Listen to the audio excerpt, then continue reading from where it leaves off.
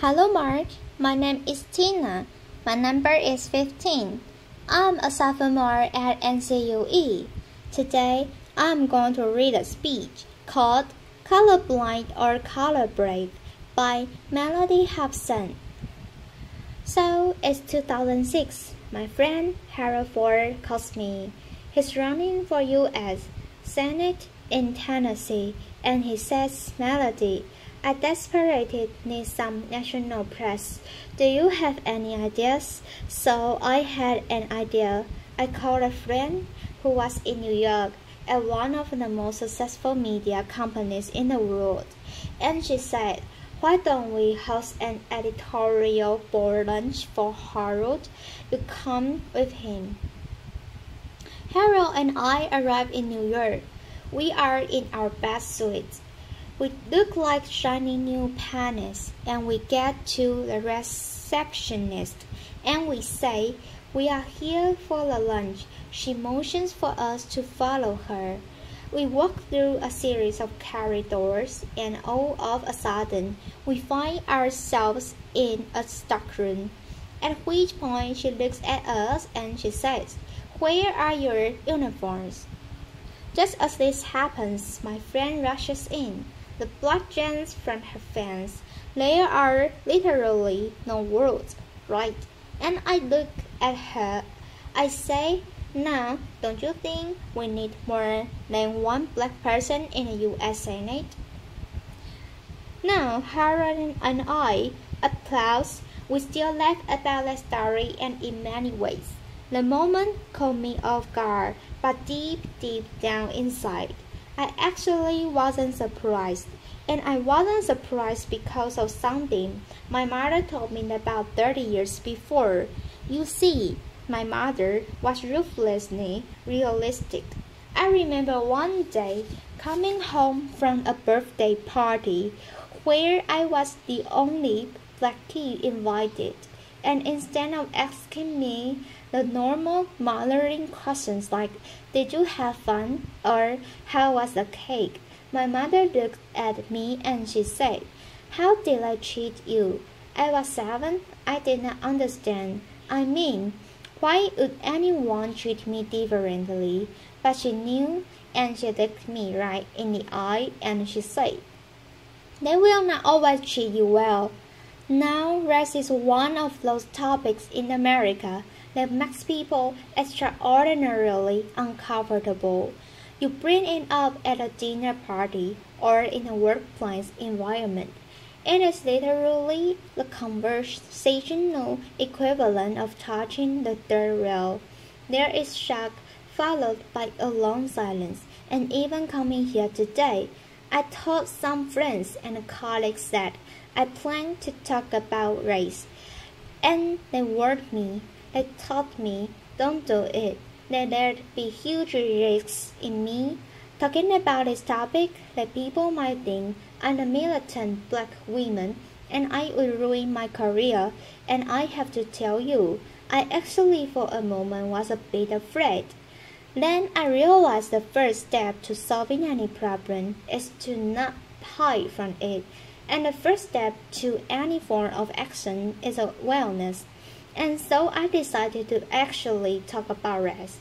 And I decided that if I come here and share with you some of my experiences, then maybe we could all be a little less anxious and a little more bold in our conversations about race. Now I know there are people out there who will say that the election of Barack Obama meant that it was the end of racial discrimination for all eternity, right? But I work in the investment business, and we have a saying, the numbers do not lie. And here there are significant, quantifiable racial disparities that cannot be ignored in household wealth, household income, job opportunities, health care. One example for corporate America, even though white men make up just 30% of the U.S. population, they hold 70% of all corporate board seats. Of the Fortune 250, there are only 7 CEOs that are minorities, and of the thousands of publicly traded companies today, thousands, only 2 are chaired by black women, and you are looking at one of them, the same one who, not too long ago, was nearly mistaken for kitchen help. So that is a fact. Now I have this thought experiment that I play with myself. When I say, imagine if I walk you into a room and it was of a major corporation like ExxonMobil, and every single person around the boardroom were black. You would think that were weird. But if I walk you into a Fortune 500 company and everyone around the table is a white male, when will it be that we think that's weird too? And I know how we got here. Applause. I know how we got here. You know, there was institutionalized, at one time legalized, discrimination in our country. There's no question about it. But still, as I grapple with this issue, my mother's question hangs in the air for me. How did I treat you? Now, I do not raise this issue to complain or in any way to elicit any kind of sympathy. I have succeeded in my life beyond my wildest expectations, and I have been treated well by people of all races, more often than I have not. I tell the uniform story because it happened. I saw those statistics around corporate board diversity because they are real, and I stand here today talking about this issue of racial discrimination because I believe it threatens to rob another generation of all the opportunities that all of us want for all of our children, no matter what they color or where they come from. And I think it also threatens to hold back businesses. You see, researchers have coined this term colorblindness to describe other behavior where we pretend that we don't notice race. If you happen to be surrounded by a bunch of people who look like you, that's purely accidental. Now, colorblindness, in my view, doesn't mean that there's no racial discrimination and there's fairness. It doesn't mean that at all. It doesn't ensure it. In my view, colorblindness is very dangerous because it means we are ignoring the problem. There was a corporate study that said that instead of avoiding race, the really smart corporations actually deal with it head on. They actually recognize that embracing diversity means recognizing all races, including the majority one. But I will be the first one to tell you this subject matter can be hard, awkward, uncomfortable, but that's kind of the point. In the spirit of debunking racial stereotypes, the one that black people don't like to swim, I'm going to tell you how much I love to swim. I love to swim so much that as an adult, I swim with a coach, and one day my coach had me do a drill where I had to swim to one end of a 25-meter pool without taking a breath, and every single time I failed, I had to start over, and I failed a lot. By the end, I got it, but when I got out of the pool, I was exasperated and tired and annoyed, and I said, "Why aren't we doing breath-holding exercises?" And my coach looked at me, and he said, "Mellody, that was not a breath-holding exercise. The drill was to make you comfortable, being uncomfortable, because that's how most of us spend our days.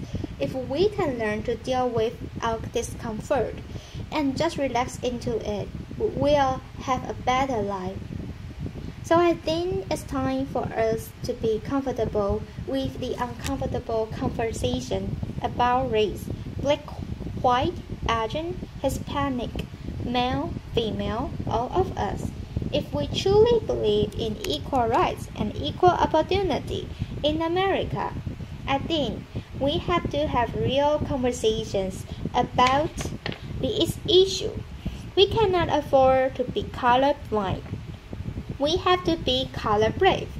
We have to be willing, as teachers and parents, and entrepreneurs and scientists, we have to be willing to have proactive conversations about race with honesty and understanding and courage, not because it's the right thing to do, but because it's the smart thing to do, because our businesses and our products and our science, our research, all of that will be better with great diversity. Now, my favorite example of color bravery is a guy named John Skipper. He runs ESPN. He's a North Carolina native, quiet, essential Southern gentleman. White, he joined ESPN, which already had a culture of inclusion and diversity, but he took it up a notch. He demanded that every open position have a diverse slate of candidates. Now he says the senior people in the beginning bristled, and they would come to him and say, "Do you want me to hire the minority, or do you want me to hire the best person for the job?" And Skipper says his answers were always the same: yes. And by saying yes to diversity, I honestly believe that ESPN is the most valuable cable franchise in the world. I think that's a part of the secret sauce. Now I can tell you, in my own industry, at Aerial Investments, we actually view our diversity as a competitive advantage, and the advantage can extend way beyond business. There's a guy named Scott Page at the University of Michigan. He is the first person to develop a mathematical calculation for diversity. He says if you are trying to solve a really hard problem, then you should have a diverse group of people, including those with diverse intellects. The example that he gives is the smallpox epidemic. When it was ravaging Europe, they brought together all the scientists and they were stumped. And the beginnings of the cure to the disease came from the most unlikely source, a dairy farmer who noticed that the milkmaids were not getting smallpox. And the smallpox vaccination is bovine, that's because of the dairy farmer. Now, I'm sure you are sitting here and you are saying, I don't run a cable company. I don't run an investment firm. I am not a dairy farmer. What can I do? And I'm telling you, you can be color brave if you are part of a hiring process and admissions process. You can be color brave if you are trying to solve a really hard problem. You can speak up and be color brave. Now I know people who will say, but that doesn't end up to a lot. But I am actually asking you to do something really simple. Observe your environment at work, at school, at home. I'm asking you to look at the people around you, purposefully and intentionally. Invite people into your life who don't look like you, don't think like you, don't act like you, don't come from where you come from. And you might find that they will challenge your assumptions and make you grow as a person. You might get powerful new insights from these individuals, or like my husband, who happens to be white, you might learn that black people, men, women, children, we use body lotion every single day. Now, I also think that this is very important, so that the next generation really understands that this progress will help them, because they are expecting us to be great role models. Now, I told you, my mother, she was ruthlessly realistic. She was an unbelievable role model. She was the kind of person who got to be the way she was because she was a single mom with 6 kids in Chicago. She was in the real estate business where she worked extraordinarily hard, but oftentimes had a hard time making ends meet. And I met sometimes we got our phone disconnected or our lights turned off or we got evicted. When we got evicted, sometimes we lived in these small apartments that she owned, sometimes in only 1 or 2 rooms because they weren't completed. And we would heat our bath water on hot plates, but she never gave up hope, ever, and she never allowed us to give up hope either. This brutal pragmatism that she had, I was 4 and she taught me. Mommy is Santa, later. She was this brutal pragmatism. She taught me so many lessons, but the most important lesson was that every single day she taught me, Mellody, you can be anything. And because of those words, I would wake up at the crack of dawn, and because of those words, I would love school more than anything. And because of those words, when I was on a bus going to school, I dreamed the biggest dreams, and it's because of those words that I stand here right now, full of patience, asking you to be brave for the kids who are dreaming those dreams today. Applause. You see, I want them to look at a CEO on television and say, I can be like her, or he looks like me.